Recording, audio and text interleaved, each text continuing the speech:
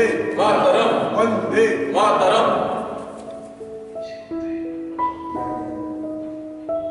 त्या गेल्याच एका आठवड्यात कृष्णा नदीपात्रात प्रदूषण निर्माण झालेलं होतं. त्यामुळे जलचर प्राणी हे मृत अवस्थेत आढळल्यामुळे भारतीय किसान संघाने कलेक्टर व पर्यावरण अधिकारी यांच्याकडे तक्रार अर्ज निवेदन देऊन दिलेलं आहे. आंदोलन शेतकऱ्यांचे लुबडणूक झाली होती, फसवणूक झाली होती.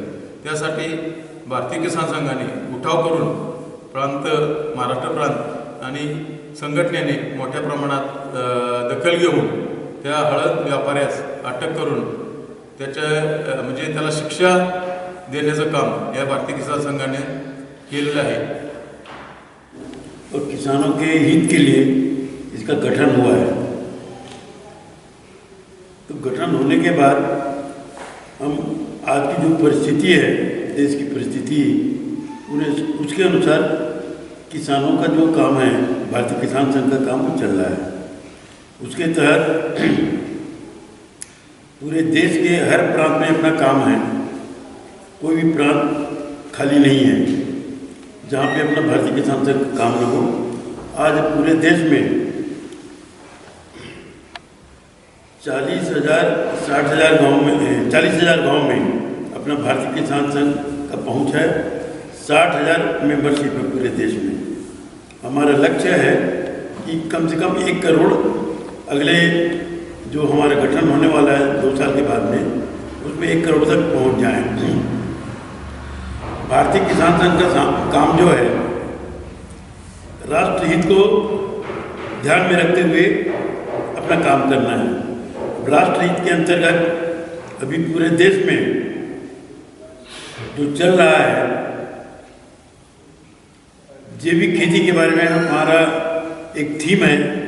इस साल 3 साल में जो हुआ था, तो 3 साल में हमारा ये लक्ष्य है कि जैविक खेती को बढ़ावा कैसे दें और जैविक खेती क्यों करें.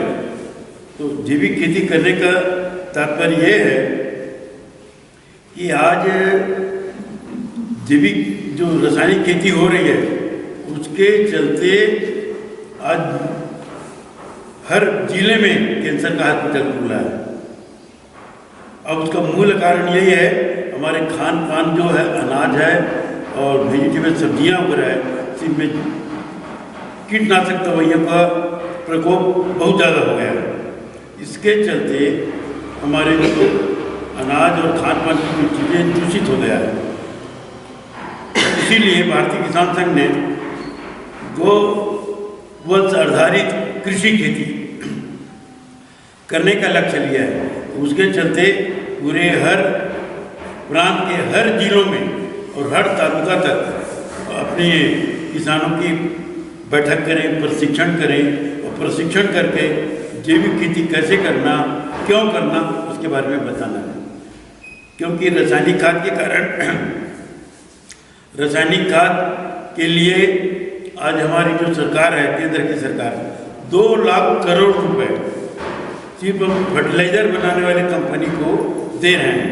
भारतीय किसान संघ की ये सोच है कि 2 लाख करोड़ जो सब्सिडी दे रहे हो आप सिर्फ कुछ कंपनियों को, तो डायरेक्ट हमारे देश के जो किसान हैं उसको डायरेक्ट आप दीजिए.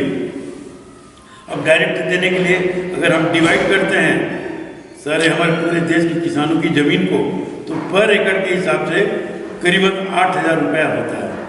तो अगर कहीं 8,000 रुपये एकड़ के भाव से किसानों को दे देंगे, तो हम फिर या तो जब रासायनिक खेती का रसायन जो है यूरिया टीपी का रेट बढ़ जाएगा तो किसान खरीदने के लिए मन नहीं बनाएगा. तो उसके चलते फिर जैविक खेती की ओर आकर्षण होगा. इसलिए जैविक खेती करना जरूरी है और उसके लिए सब शासन से मांग कर रहे हैं कि हम 2 लाख करोड़ रुपए कंपनियों को न देकर के डायरेक्ट किसानों को दिया जाए. भारतीय किसान संघ एक संगठन को मजबूत करना है, मजबूत बना करके किसानों को जागृत करना है. ये नॉन पॉलिटिकल है, राजनीति से कोई सरोकार नहीं है, किसी राजनीतिक दल का पिछलग्गू भी नहीं है.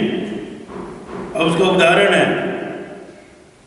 अभी उज्जैन में जो मेला लगने वाला है 12 साल में जो कुंभ मेला होता है, उसमें वहाँ की सरकार ने 12 साल में एक बार होगा कुंभ, और वहाँ के किसानों की जमीन को वहाँ की जो सरकार है बीजेपी गवर्नमेंट वो एक्वायर करना चाह रही थी। वहाँ के किसानों ने हमारे भारतीय किसान संघ के माध्यम से आंदोलन छेड़ा, और आंदोलन छेड़ के बोले कि हम जमीन को नहीं देंगे, क्योंकि वो लैंड पुलिंग करके वहाँ पे बस्ती बसाना, दुकान बनाना और कई प्रकार के निर्माण करने का है। तो उसके बाद साल में 12 साल में एक बार लगता है, 11 साल खाली रहेगा। तो किसान की जमीन अगर एक्वायर हो गई तो किसान क्या हो जाएंगे, भूमिहीन हो जाएंगे, लैंडलेस हो जाएंगे। इसलिए किसान संघ ने उसको विचार करके किसानों को समस्या लेकर के लगातार शासन से वार्ता किए, वार्ता से नहीं माने तो करीब 1000 ट्रैक्टरों से लेकर के पूरे भोपाल को घेरने की कोशिश किया। उसके चलते आज 4 महीने के बाद सरकार को, शासन को मजबूर होकर के मुख्यमंत्री जी लैंड पुलिंग का काम स्थगित किए, ये घोषणा की है। हम उसको धन्यवाद देते हैं कि देर आए दुरुस्त आए, बात तो माने। तो इस प्रकार से अपने भारतीय किसान संघ की जो ताकत है संगठन में है, तो संगठन बनाने के लिए हम ग्राम इकाई तक कैसे पहुँचे, हमारी योजना में अभी जो योजना की बात की है, तो ग्राम इकाई तक पहुँचने की अपनी योजना है। उसके बाद फिर क्या है, अभी ये राम जी योजना जो चल रहा है, क्या बोलते हैं उसको, पहले क्या था, मनरेगा जो चल रहा था। तो मनरेगा में बहुत सारी खामियां थी। मजदूरों को सिर्फ काम के बदले मिट्टी का थोड़ा खुदाई कर देना और पैसे दे देना, कोई निर्माण का कार्य होता नहीं था। उसके चलते भ्रष्टाचार बहुत पनप गया। केंद्र सरकार ने उस योजना में कुछ संशोधन किया है कार्य में, और कार्य में संशोधन करने के साथ उसका नाम भी बदल दिया। नाम बदलना कोई बहुत बड़ी महत्व की बात नहीं है, ठीक है, अच्छी बात है, परंतु जो योजनाएं में, जो काम में, कार्य में जो सुधार किए वो बहुत अच्छी बात है। क्योंकि मिट्टी खोदना तो हो ही गया, कितना खोदेंगे, परंतु अब अस्पताल का निर्माण, स्कूल का निर्माण, सड़क का निर्माण, इस प्रकार से निर्माण कार्य में उन मजदूरों को लाएंगे। वहीं पर हम भारतीय किसान संघ की भी डिमांड कर रहे हैं, ये मांग है भारतीय किसान संघ की कि उन मजदूरों को हमारे कृषि कार्य में आज मजदूरों की समस्या हो रही है पूरे देश में। तो उसके चलते मर्रे जो जी के साथ उन मजदूरों को जोड़ा जाए, ताकि 50% पैसा किसान भी देगा और 50% गवर्नमेंट। क्योंकि अभी किसानों की उतनी आमदनी है ही नहीं, आमदनी है परंतु हमारे उत्पादन का जो सही मूल्य, लाभकारी मूल्य गवर्नमेंट नहीं दे पा रही है। एग्जाम्पल पे बताऊं, सिर्फ धान के ऊपर, धान में हमारा 1 क्विंटल पैदा करने में करीब होता है खर्चे 4800 रुपये, 48 रुपये, और गवर्नमेंट दे रही है 2400 रुपये का किसानों को नुकसान है। यानी प्रोडक्शन में, कास्ट ऑफ प्रोडक्शन प्लस 15% अगर लाभकारी मूल्य जोड़ा जाए। जैसे कोई फैक्ट्री होता है, फैक्ट्री में ये 2000 में बनता है और बिकता है 4000, 6000, 8000, 10000, उसको कितने परसेंट लाभ मिलता है? मगर जो शाश्वत नियम है 15% लाभ लेने का है, तो 15% लाभ हमको मिल नहीं रहा है, प्रोडक्शन कास्ट से नहीं मिल रहा है। तो इसलिए किसान जो है, जो कलेक्टेड रेट है, शासन का जो नियम है, हर जिले में कलेक्टर रेट फिक्स करता है, तो उसके मुताबिक किसान दे नहीं सकता, क्योंकि उतना फायदा है नहीं है। तो इसलिए किसानों ने मांग किया है कि हम 50% पैसा, जैसे उसका 500 पर डे का डेली वेजेस है, मजदूरी है, तो 250 रुपये किसान देगा, 250 रुपये शासन देगा। इस प्रकार के सुझाव भारतीय किसान संघ देने का विचार भी है। तो इस प्रकार से भारतीय किसान संघ की जो योजनाएं हैं किसानों के हित में, राष्ट्र हित को, यानी दूसरे और जो संगठन है, मैं नाम नहीं लूँगा, पर दूसरे जो संगठन है किसानों का संगठन बना के शासन के ऊपर दबाव बनाते हैं, और दबाव बना के उनके पास और कोई कार्यक्रम नहीं है, हमारे भारतीय किसान संघ के पास ये कार्यक्रम है। क्या कार्यक्रम है? अभी जैसे आप लोग बैठे थे, हमने चर्चा किया कि गोवंश आधारित खेती करो, आप अपना बीज बनाइए, जल को कैसे बचाएं, पर्यावरण के लिए हम पौधे का रोपण करें। इस प्रकार से अनेक योजनाएं अपने भारतीय किसान संघ के साथ है। जो आंदोलन करना तो एक छोटी बात है, मगर किसानों को प्रशिक्षण देना और अपने राष्ट्र हित में काम करने के लिए जो हमारे भारतीय किसान संघ की ये योजना है, ये हमारा मुख्य काम है।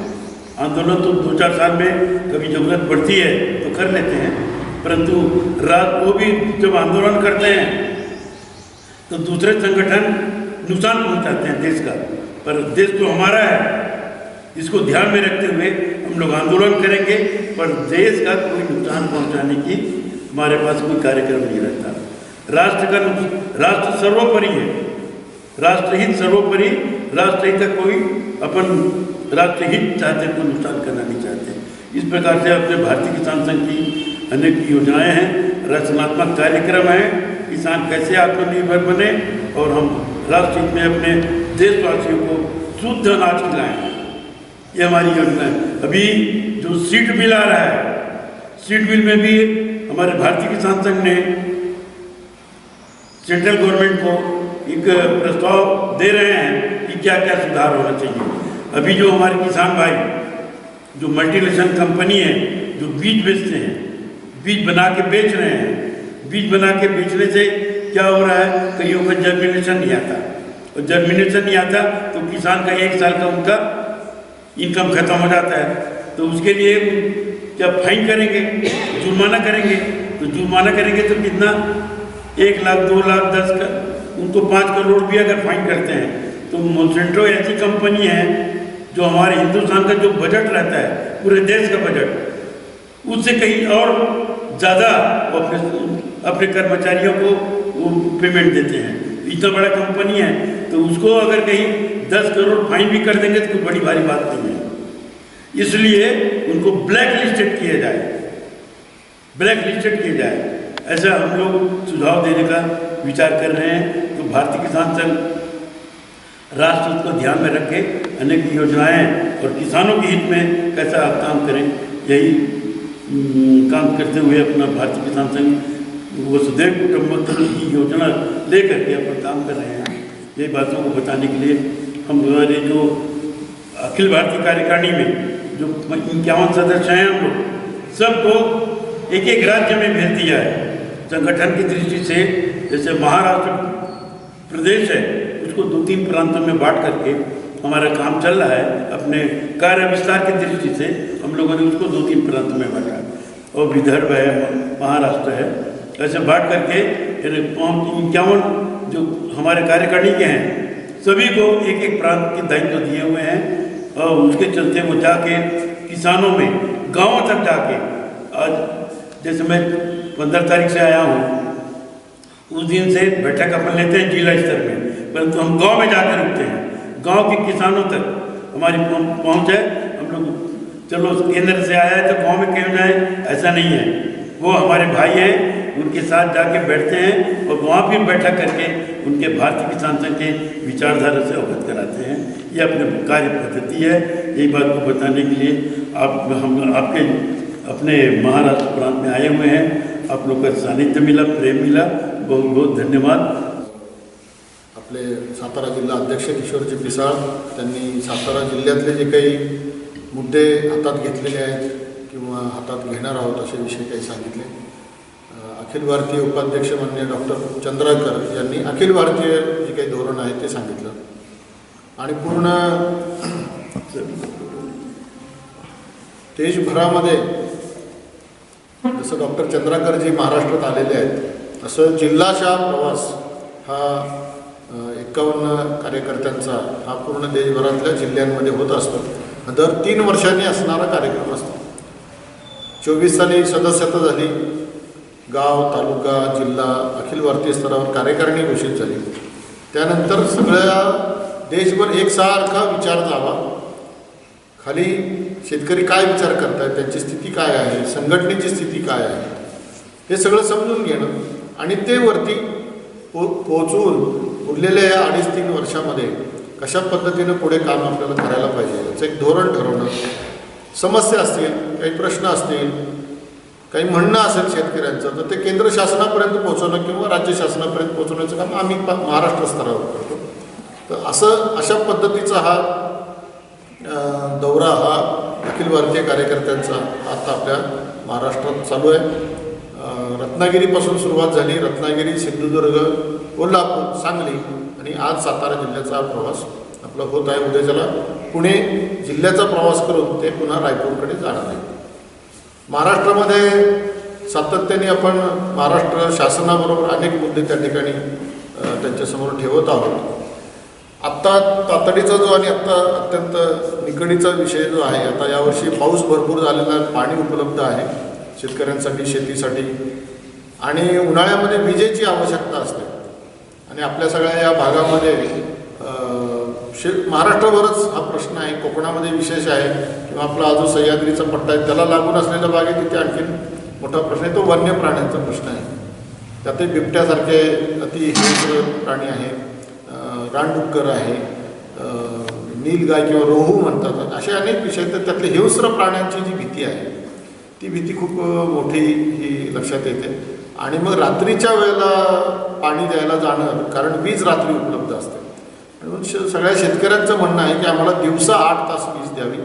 काही तालुक्यांमध्ये शासनाने हे धोरण राबवायला सुरुवात केली, परंतु ते तसंच पुढं चालू ठेवलं गेलं पाहिजे. त्याची तयारी शासनाने केली पाहिजे.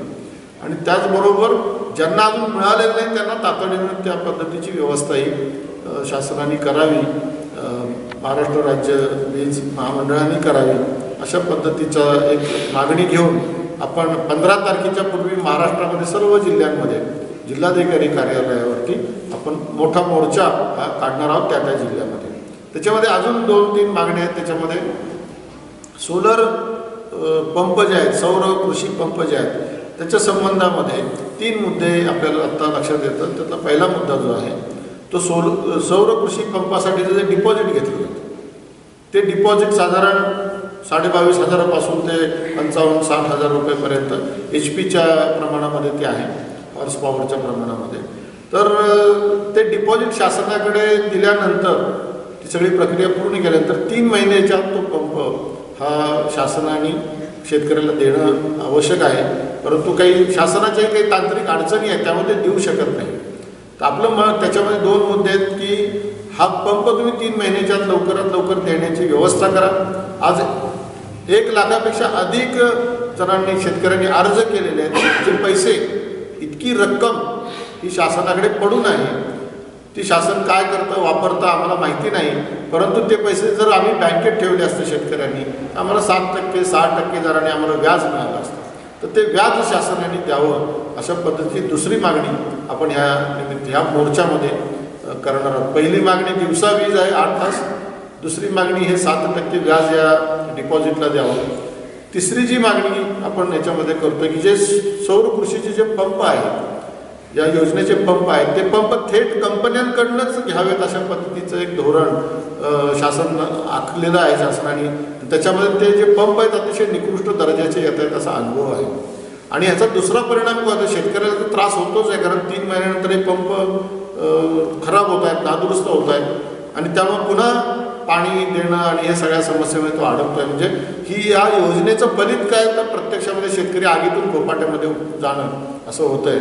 आणि दुसरं की स्थानिक जे अशा पंप विक्रेते जे आहेत किंवा त्या विक्रीच्या जोडीलाच त्या ठिकाणी जे काही मोटर रिवाइंडिंग आणि अशा पद्धतीचे व्यवसाय आहेत, हे सगळे व्यवसाय नष्ट होण्याच्या दिशेने किंवा तिथली अडचण निर्माण होण्याच्या दिशेने हे सगळं जात आहे. असा हा दुसरा एक मुद्दा आपण या सोलरच्या निमित्ताने घेतला पाहिजे, लक्षात घेतला पाहिजे की हा पण मुद्दा आपण त्या ह्याच्यामध्ये घेणार आहोत. तर असे जे सगळे मुद्दे आहेत, हे मुद्दे घेऊन आपण 15 फेब्रुवारीच्या सर्व जिल्ह्यांमध्ये मोर्चे काढणार आहोत. किसान संघ आता रस्त्यावरती उतरून, आतापर्यंत किसान संघ धरणे आंदोलन करणं, निवेदन देणं, आता किसान संघ प्रत्यक्ष रस्त्यावरती उतरून आंदोलन करेल. सातारा जिल्ह्यामध्ये पण जिल्हाधिकारी कार्यालयावर अशा पद्धतीचं आंदोलन हे होईल, त्याची योजना आता बनणार आहे. आणखीनही बरेचसे विषय आपण हातात घेतलेत. बऱ्याचदा चर्चा चालते की वन्य प्राण्यांचा हा जो विषय मी आता दिवसा विजेच्या पद्धतीचा सांगितलं, पण ह्याला हात कसा घालायचा, हा मुद्दा सोडवायचा कसा. तर आपलं म्हणणं याच्यातलं असं आहे की याच्याशी संबंधित जेवढी खाती आहेत, वन खातं आहे, कृषी खातं आहे, कारण शेतकऱ्यांचा प्रश्न आहे, जंगली प्राण्यांचा प्रश्न वन खात्याशी संबंधित आहे. तिसरा जो मुद्दा येतो तो तिसरं जे खातं येतं ते अर्थ खातं येतं, कारण त्यांनी नुकसान भरपाई द्यायची आहे, आणि पोलीस केसेस करायच्या कृषी खातं, गृह खातं येतं. तर या चारही खात्यांचं एकत्रित समन्वयित अशा पद्धतीचं एक चर्चासत्र आपण किसान संघ म्हणून आग्रह करतो, केलेला आहे, अर्ज दिलेला आहे, आणि ही बैठक लवकरात लवकर घ्यावी, जेणेकरून सगळ्यांनी मिळून ह्याला एक अशी उपाययोजना करावी की नाहीतर प्रत्येकाने एकमेकावरती ढकलायचं फक्त की हे त्यांचं काम, हे त्यांचं काम, आणि शेतकऱ्याचं मात्र अतोनात नुकसान होतं आहे. शेतकऱ्यांचे प्राण्यांवरती, पाळीव प्राण्यांवरती हल्ले होतात, शेतकऱ्यांवरती गवेरेडे आणि अशा पद्धतीने धडका देऊन त्यांचे मृत्यू होत आहेत, जखमी होत आहेत, आणि बिबट्याची दहशत तर आहेच आहे. सातारा जिल्ह्यात तर राखीव जंगल आणि अभयारण्याचा खूप मोठा विषय आहे. तर तिकडचेही प्राणी वेगवेगळ्या कारणांमुळे अन्य जंगल नसलेल्या भागामध्ये येत आहेत. त्याचा एक दहशत ही अशा पद्धतीची निर्माण झालेली आहे, आणि म्हणून ह्याला एक सोल्युशन काय काढता येईल का, असं आपण थोडासा याच्यामध्ये प्रयत्न करणार आहोत. ती सातत्याने मागणी ही आपण लावून धरलेली आहे. तिसरा जो याच्यातला मुद्दा आहे की बेरोजगारी आणि दुसऱ्या बाजूला शेतीमध्ये मजूर न मिळणं हा खूप मोठा प्रश्न आज सगळीकडे निर्माण झालेला आहे.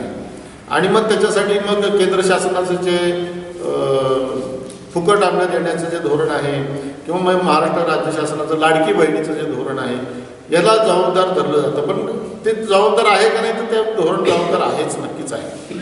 परंतु त्याचबरोबर सगळ्यात महत्त्वाचं ह्याला सोल्युशन काय, याला समाधान काय, या समस्येला उत्तर काय, या दिशेने किसान संघ विचार करतो की मुळात ह्या कामामध्ये शेतीचं काम करणारा प्रत्यक्ष शेतकरी असू दे किंवा तिथं काम करणारा मजूर असू दे, या दोघांनाही प्रतिष्ठा नाही, आणि ही प्रतिष्ठा मिळवून देण्यासाठी काही करता येईल का. म्हणून काही लोक अशा पद्धतीचा प्रयत्न करतायत, जसं MIDCमध्ये लेबर कॉन्ट्रॅक्टर असतो, आणि त्या लेबर कॉन्ट्रॅक्टरच्या माध्यमातून लेबर पुरवण्याचं काम केलं जातं. तशाच पद्धतीनं आपल्याला या सगळ्या व्यवस्थेमध्ये, शेतीच्या व्यवस्थेमध्ये विशेष करून काही कंपन्या, केंद्र शासनाने फार्मर प्रोड्युसर कंपन्या म्हणजे शेतकरी उत्पादक कंपन्यांचं धोरण आणून राबवून अशा पद्धतीनं या सगळ्याच कामाला एक कंपनीचं स्टेटस द्यावं, निश्चित पगाराच्या नोकऱ्या किंवा रोजगार उपलब्ध व्हावा, असा प्रयत्न आहे. परंतु त्याला अजून प्रत्यक्षात तसं समाधान निघताना हे काही दिसत नाही, त्याला उत्तर मिळताना दिसत नाही.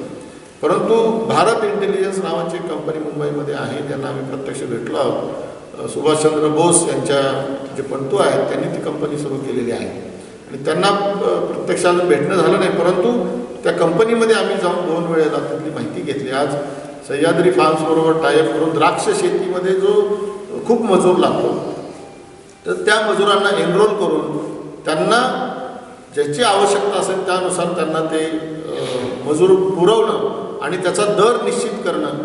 तसं आपण सगळीकडे पाहतो की BVG कंपनी आहे हनुमंत गायकवाडांची, तर BVGचा लोगो लावून तो स्वीपरचंच काम करत असतो, साफसफाईचंच काम करत असेल, परंतु तो मी म्हणतो की BVGमध्ये कामाला आहे, नोकरीला तिथं आहे, म्हणजे एक प्रतिष्ठा मिळाली. तशाच पद्धतीनं भारत इंटेलिजन्समध्ये मी कामाला आहे, त्या कंपनीचा नोकर आहे, आणि मला तिथं नोकरी आहे म्हटल्यानंतर ग्रामीण भागामध्ये शेतकरी तरुणांची लग्न होणं आणि अशा पद्धतीचे अनेक मुद्दे आणि सामाजिक मुद्दे आणि शेतीचा मजुराचा प्रश्न सुटणं आणि आपली देशासमोर एक बेरोजगारीचा प्रश्न आहे, अशा पद्धतीचा विषय घेऊन आपण संपूर्ण महाराष्ट्रभर, आता त्यांना आपण म्हटलं की हापूसमध्ये नेपाळमधून जे लोक येतात त्या ठिकाणी मजूर येतात, ते यावर्षी 25 ते 30% नेपाळी तिथं आले, आणि अनेक हापूसच्या बागा यावर्षी संकटामध्ये आहेत.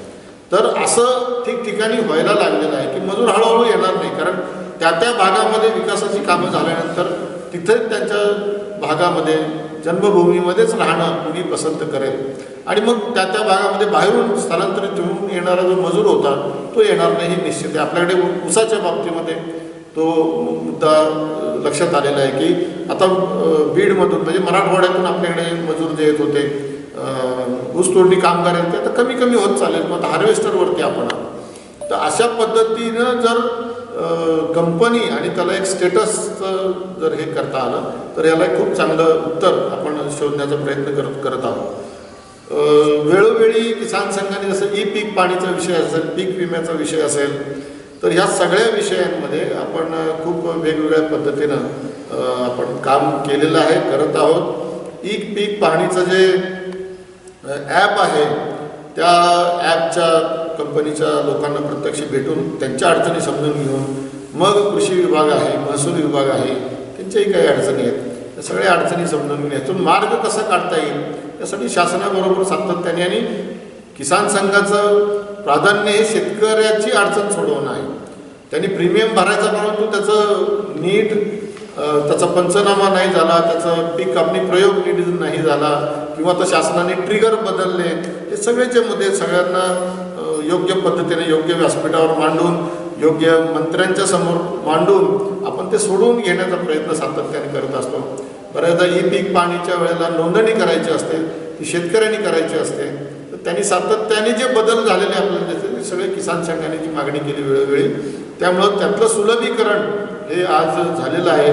आणि तरीसुद्धा ज्यावेळेला सर्व्हर डाऊन असतात, मुदत संपते, त्यावेळेला एकतर मुदत वाढ द्या किंवा मग तुम्ही ऑफलाईन नोंदणी करा, अशा पद्धतीची मागणी आपण वेळोवेळी केलेली आहे. त्याचा परिणाम म्हणून शेतकऱ्यांना विमा मिळण्यासाठीची एक सुलभता ही त्याच्यातनं होत असते. अशा विविध विषयांना घेऊन किसान संघ हे सातत्याने काम करतं. सगळ्यात महत्त्वाचा मुद्दा जसा बेरोजगारीचा म्हणजे मजुरीचा मुद्दा आहे शेतीमधल्या, तसं आज ग्रामीण भागामध्ये कुणी शेतकरी आपण घेतलं तर त्याच्या हातामध्ये कॅश म्हणजे त्याच्याकडे पैसा मिळणार नाही. त्याला जर आपण मागितलं तर तो म्हणतो माझ्याकडनं धान्य न्या, माझ्याकडनं वस्तू न्या, पण माझ्याकडं काय उपलब्ध नाही आहे, कॅश नाही, मला मी कुठल्याही प्रकारचं दान किंवा तशा पद्धतीचा खर्च करायला, आणि म्हणून पैसे नसल्यामुळे त्याच्या आत्महत्या वाढत आहेत, हे आपल्याला लक्षात येतं. आणि महाराष्ट्रामध्ये हा मोठी समस्या, आता केवळ ही समस्या विदर्भ मराठवाड्यात नाही राहिली, तर सांगली आपल्या नाशिकसारख्या द्राक्षाच्या जिथे भांडवली गुंतवणूक मोठी आहे अशा पिकांमध्ये पण आता हे होताना दिसतं आहे. हे आपल्या देशाचं दुर्दैव आहे असं आपल्याला म्हणावं लागेल आणि ह्याच्याकडे त्या पद्धतीनं पाहणं आवश्यक आहे.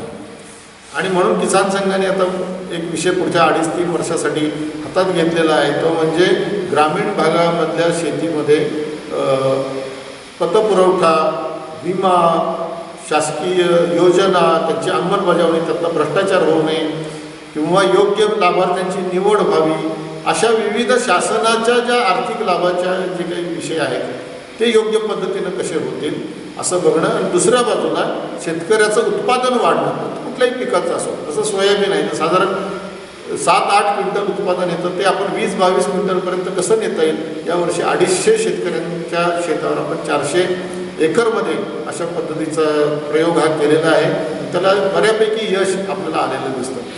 आपल्या इथे कोरेगाव तालुक्यात रुई नावाचं जे गाव आहे, बरोबर ना, तर त्या गावामध्ये एका फार्मर प्रोड्युसर कंपनीला घेऊन माननीय दादा लाड जे किसान संघाचे अखिल भारतीय कार्यकर्ते आहेत, तर त्यांचं एक ज्वारीचं तंत्र आहे 40 क्विंटल प्रति एकर.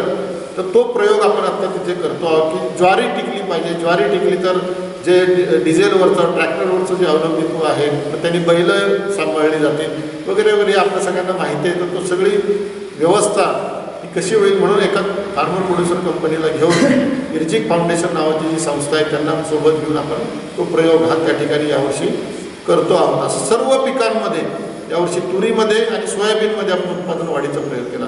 कोल्हापूरला आपण 100 टन उत्पादन ऊसाचं घ्यायचं आणि जमिनीची प्रत पण वाढली पाहिजे. अशा पद्धतीचं कारभारवाडी फार्मर प्रोड्युसर कंपनीबरोबर अशा पद्धतीचं काम आपण इर्जिक फाउंडेशन, महात्मा फुले कृषी विद्यापीठ आणि किसान संघ एकत्र मिळून अशा पद्धतीचं त्या कंपनीसोबत काम करतो. 200 शेतकऱ्यांची नावं निश्चित होऊन त्यांच्या ऊसाचं जे उत्पादन आहे हे 1.5-दुप्पट कसं होईल, म्हणजे 100 टनापर्यंत कसं नेता येईल अशा पद्धतीचा त्या ठिकाणी प्रयत्न आपण करतो आहोत. याचबरोबर काही व्हॅल्यू चेन मूल्य साखळ्या या तयार व्हाव्यात असं आपलं म्हणणं आहे. जसं ऊस आणि दूध या 2 पदार्थांच्या किंवा पिकांच्या, ऊस हे पीक आहे, दूध हे पदार्थ आहे, तर यांचं मूल्य साखळी झालेली आहे. तर ही जी मूल्य साखळी आहे ही बाकीच्या पिकांमध्ये का तयार होत नाही, तर ती तयार व्हायला पाहिजे.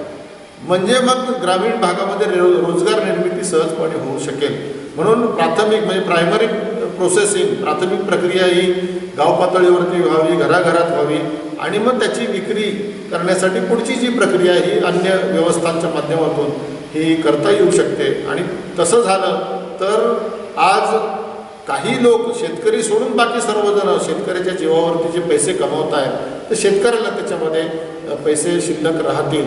आणि म्हणून ती पण एक उपाययोजना आपण सगळीकडे करत आहोत. आणि जसं ऊस आणि दुधामध्ये व्हॅल्यू चेन डेव्हलप झालेली आहे तसं काही पिकं मिलेट्समधली काही पिकं नक्की केली पाहिजे, मसाला पिकामधली काही पिकं निश्चित केली पाहिजे, त्याचबरोबर भाजीपाल्यातली काही पिकं निश्चित केली पाहिजे. आणि फळांची जी काही पिकं आहेत जसं तर द्राक्ष आहे तर बेदाणा बनवला जातो किंवा त्याची वाईन बनवली जाते, तसं आज केळीचं त्याला काही आत्ता स्वतंत्र व्हॅल्यू चेन आणि त्याची पूर्ण व्यवस्था ही निर्माण झालेली नाही. अशा काही पिकांच्या बाबतीमध्ये शासनाने निश्चित करावं अशी आपण मागणी ही केलेली आहे. याच्यामुळं काय होणार आहे की ग्रामीण भागामध्ये रोजगार निर्मिती होणार आहे, शेतकऱ्याकडे 2 पैसे शिल्लक राहणार आहे. याचबरोबर पूर्वी आमच्याकडे प्रत्येक घरामध्ये कोंबड्या आणि शेळ्या या होत्या, प्रत्येक शेतकऱ्याकडे होत्या. त्यामुळं शेळी ही मध्यम मुदतीची ठेव आणि कोंबडी ही ATM सारखं म्हणजे आपल्याला जेव्हा लागेल त्यावेळेला आपण त्यातून पैसा निर्माण होत होता. आणि वर्षाकाठी घरामध्ये घरातल्या ज्या आजीबाई असायच्या त्यांच्या गळ्यामध्ये जे काही सोनं आणि असायचं ते त्यातनं निर्माण व्हायचं. घरातले जे शारीरिक श्रम करू न शकणारे जे वयस्कर लोक होते शेळीपालन करायचे. असं जे कामाचं विभाजन होतं आणि दर आठवड्याला धान्य, कडधान्य, भाजीपाला विकून स्वतः शेतकरी विकायचा आणि त्यातून त्याला अर्थार्जन व्हायचं. ही सगळी प्रक्रिया ठप्प झालेली आहे. आणि याचं मुख्य कारण म्हणजे शेती हा वैयक्तिक व्यवसाय झाला, वैयक्तिक व्यवसाय करून ठेवला. तो पूर्वी एकत्रित होता. आपल्याकडे इकडे वारमुळा म्हणण्याची पद्धत आहे साताऱ्यामध्ये किंवा इर्जिक म्हणण्याची पद्धत आहे, तर ते सगळं आपलं संपलेलं आहे. आणि म्हणून ह्या सगळा जो आहे विषय हा त्याच्याशी येऊन ठेवतो. आणि म्हणून किसान संघाचं धोरण हे शेतकऱ्याला 2 पैसे हातामध्ये शिल्लक कसे राहतील, त्याला नफा कसा मिळेल. आणि बाकी तर धोरण किसान संघाच्या स्थापनेपासून आहेच आहे की लाभकारी मूल्य मिळा, उत्पादन खर्च जाऊन त्याच्यामध्ये लाभ मिळाला पाहिजे, नफा मिळाला पाहिजे. अशा पद्धतीची मागणी किसान संघाची स्थापनेपासून 1979 पासून आहे. आणि ते करण्यासाठीचे पुढच्या काही काळामधले प्रयत्न किसान संघ करणार आहे. मला असं वाटतं की किसान संघ सध्या करत असलेलं काम आपल्यासमोर या निमित्ताने ठेवलेलं आहे. जसं भोपाळ सरकारनं भारतीय किसान संघाच्या काही मागण्या मान्य केल्या त्याप्रमाणे महाराष्ट्र सरकार भारतीय किसान संघाला सहकार्य करतं का? पूर्ण सहकार्य आहे. जवळजवळ आपण आत्तापर्यंत शासनाकडे 150 मागण्या या वेगवेगळ्या केलेल्या आहेत. त्याच्यातल्याच मी काही आता इथं मांडलेल्या आहेत खरं तर त्यातल्या 70% मागण्या या मान्य त्यातल्या झालेल्या आहेत. त्यातल्या काही मागण्या जसं आता आपण पाहतो की माननीय महसूल मंत्री बावनकुळे साहेबांनी शिवरस्ते, शेतरस्ते, पाणंद रस्त्याचा जो विषय आहे तो किसान संघाने मांडलेला आहे आणि तो आत्ता हातात घेतलेला आपल्याला दिसतो. माननीय देवेंद्रजी मुख्यमंत्री झाल्यापासून मागेल त्याला सौर पंप ही मागणी किसान संघाने केली होती, ती आपल्याला आता होताना दिसते आहे.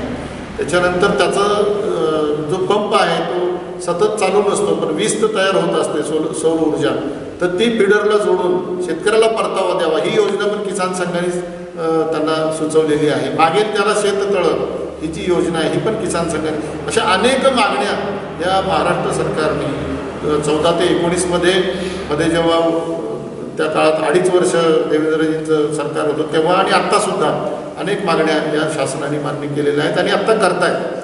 योग्य त्या फक्त मागण्या मांडताना आपण शासनाच्या पद्धतीनं त्यांना सोल्युशनच्या पद्धतीने आपण त्यांच्यासमोर ठेवतो आणि म्हणून त्याला प्रतिसाद शासनाकडून चांगला मिळतो. सरकारच्या ज्या काही योजना आहेत किंवा जे काही धोरणं आहेत ती शेतकऱ्यांसाठी आहेत का? त्यात काही बदल दुरुस्ती करायची गरज आहे का? हां, शासनाच्या योजना धोरण हे तर पूर्णपणे लक्षात येतं की शेतीच्या दिशेनेच आहे, केंद्राचं असो राज्याचं असो. कारण उद्योग आधारित अर्थव्यवस्थेचं आपण अपयश असं म्हणणार नाही, पण त्याच्या मर्यादा सगळ्यांच्या लक्षात आलेल्या आहेत. आणि आता भारताला जर तिसरी, दुसरी, पहिली अर्थव्यवस्था बनायचं असेल, 2047 साली भारत जर सशक्त भारत बनवायचा असेल, समर्थ भारत बनवायचा असेल, तर त्या दिशेने जात असताना शेतकरी हा मुख्य बिंदू, त्याचे जे 4 आधार त्यांनी म्हटलेले आहेत 2047, त्यातला शेतकरी हा मुख्य आहे. आणि बाकीचे जे 3 घटक आहेत ते सुद्धा ग्रामीण भागातले आहेत म्हटल्यावर पुन्हा शेतकरी कुटुंबातलेच आहेत. आणि त्यामुळे शेतकऱ्यांच्या दिशेने शेतकरी भिमुख अशा पद्धतीचं धोरण हे केंद्र शासनाचं आहे. स्वाभाविकपणे त्याचं प्रतिबिंब राज्याच्या योजनांमध्ये उमटतं आणि त्याच्या अंमलबजावणीमध्ये मात्र आपल्याला त्रुटी या दिसतात आणि त्याच्यासाठी वेळोवेळी आम्ही प्रशासनाबरोबर संवाद करत असतो. प्रशासनाबरोबर जाऊन बसून हे काय अडचणी येते या तुम्ही सांगा, त्याच्यासाठी आम्ही काय करू ते आम्हाला सांगा, आम्ही कुठे पाठपुरावा करू ते सांगा.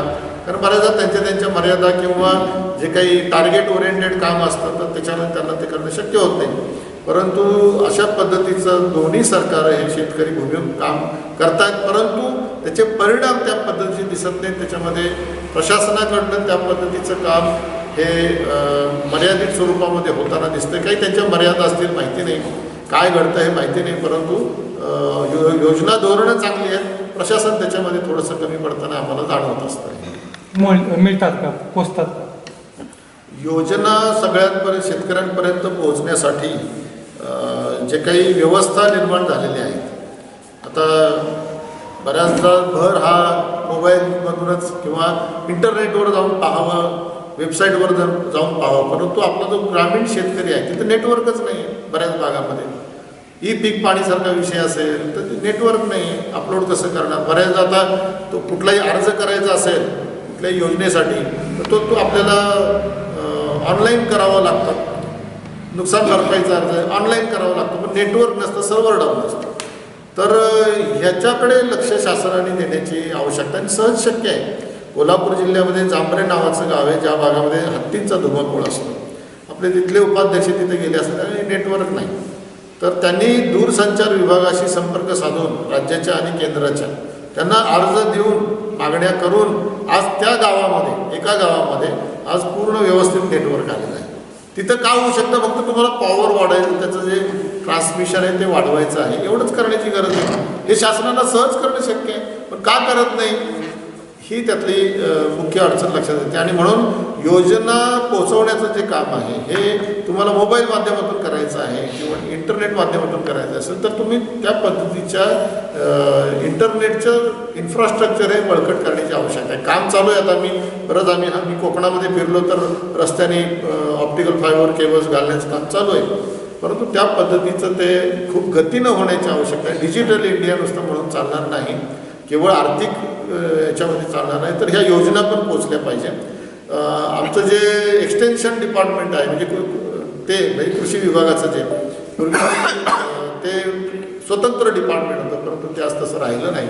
परंतु वेगवेगळ्या योजना या शासनापर्यंत लोकांपर्यंत शासनाच्या योजना या पूर्णपणे व्यवस्थित पोचत नाहीत. जसं आता आपल्या सातारा भागामध्ये बऱ्याच गावांमध्ये आजसुद्धा शेतकरी सन्मान निधी हा मिळत नाही.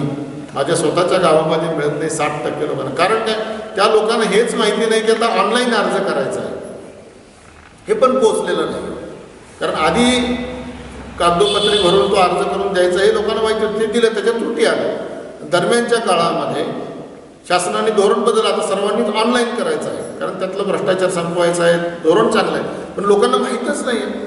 मग किसान संघ त्याच्यामध्ये अशा गावांमध्ये जाऊन त्यांचे कॅम्प लावून त्यांचं प्रबोधन करून आणि त्या अर्जातल्या त्रुटी आणि हे दूर करण्याचं काम आपण करत असतो. पण किसान संघ शेवटी सामाजिक संघटने करणारे सुद्धा शेतकरीच आहेत, त्यांच्या शेतीची कामं याच्यातून ते किती करणार, त्याला मर्यादा आहे. म्हणून शासनाने याची काहीतरी व्यवस्थित रचना करण्याची आवश्यकता आहे. किसान संघामध्ये पण शासकीय योजना प्रमुख असं एक प्रमुख पद तालुका, जिल्हा, प्रांत, अखिल भारतीय स्तरावरती असतो. त्या माध्यमातून आपण योजना पोचवतो. पण हे शासनाचं काम आहे, त्याच्यामध्ये शासन सर्वंकषपणे म्हणजे पूर्णपणे त्याच्यामध्ये यशस्वी होताना आम्हाला तरी काही जाणवत नाही. शेतकऱ्यांना विचारलं तुम्हाला योजना माहिती आहे का, तर ठराविक कुणाला तरी त्याचं नाव माहिती असतं, त्याचे सगळे निकष माहिती असतात असं नाही. असं सर्वदूर आपलं, कारण इतक्या योजना आहेत, शेकडो हजारो योजना आहेत, शेतकऱ्यांसाठी आहेत, ग्रामीण भागातल्या लोकांसाठी आहेत, परंतु त्याची माहिती नीट नाही आहे हे मात्र वास्तव आहे. एकाच दिवशी 525 जिल्ह्यांमध्ये केलं होतं. त्यावेळेला आपली मागणी होती की माफी नको, अनुदान पाहिजे, भीक नको, सन्मान पाहिजे अशी घोषणा आपण त्यावेळेला केली. आणि 25,000 रुपये हेक्टरी तुम्ही द्या, म्हणजे एकरी 10,000 रुपये द्या असं आपण त्या ठिकाणी मागणी केली होती.